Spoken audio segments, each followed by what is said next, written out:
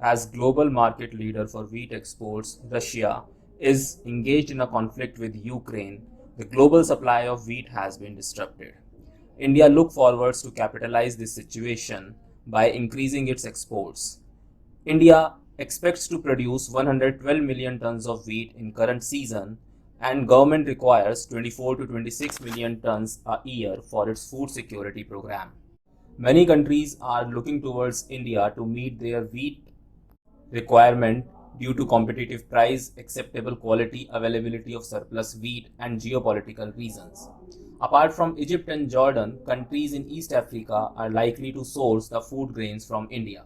Countries that have not previously imported wheat from India insist on the completion of the Pest Risk Analysis to provide market access. If prices of Indian wheat remains competitive and geopolitical and weather conditions stay favorable, the scope is good for wheat exports.